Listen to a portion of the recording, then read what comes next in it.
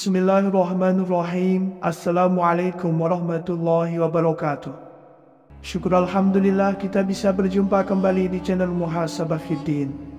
Semoga dengan perjumpaan kita ini dicatat sebagai amal ibadah dan diberkahi oleh Allah Subhanahu wa Ta'ala.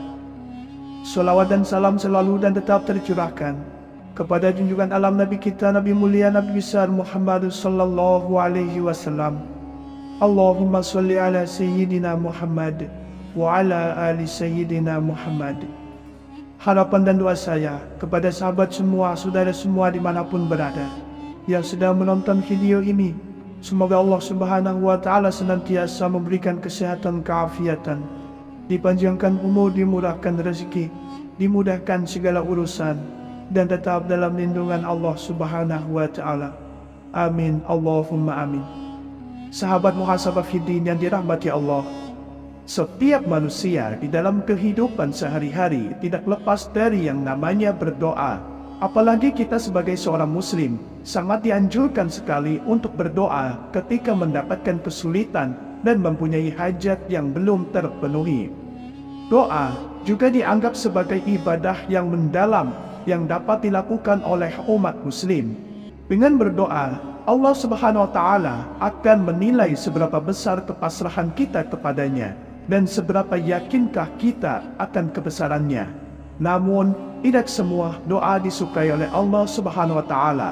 Perlu diketahui bahwa ada juga doa yang diizinkan oleh Allah dan ada juga yang dilarang oleh Allah Subhanahu wa Ta'ala. Sebuah doa akan dilarang oleh Allah Subhanahu wa Ta'ala karena keburukannya, sehingga Allah benci ketika doa demikian terucap. Di dalam ayat suci Al-Quran, Allah Subhanahu wa Ta'ala berfirman yang artinya, "Berdoalah kepada Tuhanmu dengan rendah hati dan suara yang lembut.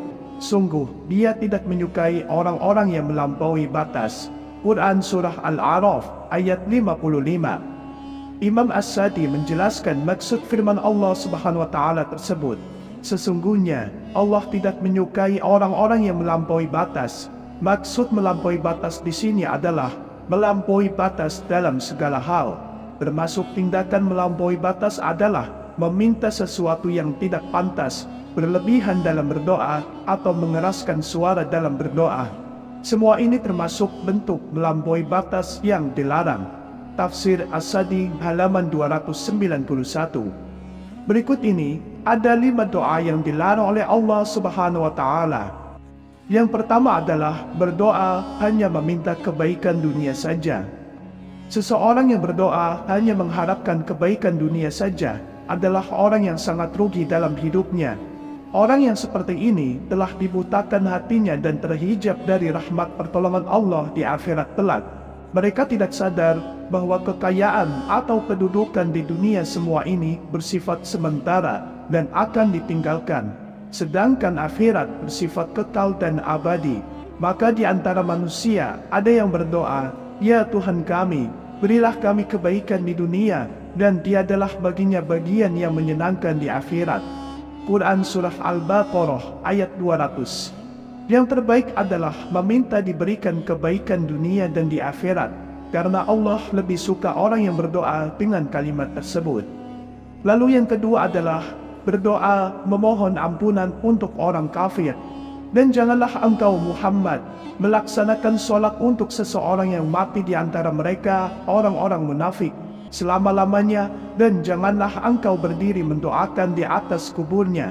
Sesungguhnya mereka ingkar kepada Allah dan Rasulnya, dan mereka mati dalam keadaan fasik. Quran Surah At-Taubah ayat 84. Dari ayat ini sudah jelas sekali bagi kita umat muslim, sangat dilarang untuk mendoakan orang-orang kafir, karena sesungguhnya mereka tidak percaya kepada Allah dan akhirat. Hal itu merupakan dosa yang sangat besar sekali. Lalu yang ketiga adalah berdoa memaksa agar dikabulkan. Manusia memiliki banyak sekali keinginan, namun belum tentu semua kehendak tersebut baik baginya. Sedangkan Allah sangat mengetahui apa yang terbaik dan yang dibutuhkan oleh manusia. Oleh karena itu, orang yang beriman dilarang berdoa dengan mengatakan, "Jika engkau berkenan." Untuk itu, yang perlu kita lakukan adalah bersabar dan yakin kepada Allah. lakukanlah cara yang bijaksana dalam berdoa. Hal ini sesuai dengan firman Allah Subhanahu wa Ta'ala. Diwajibkan atas kamu berperang, padahal itu tidak menyenangkan bagimu, tetapi boleh jadi kamu tidak menyenangi sesuatu, padahal itu baik bagimu, dan boleh jadi kamu menyukai sesuatu, padahal itu tidak baik bagimu. Allah mengetahui, sedangkan kamu tidak mengetahui. Quran Surah Al-Baqarah ayat 216. Lalu yang keempat adalah berdoa memohon keburukan untuk orang lain.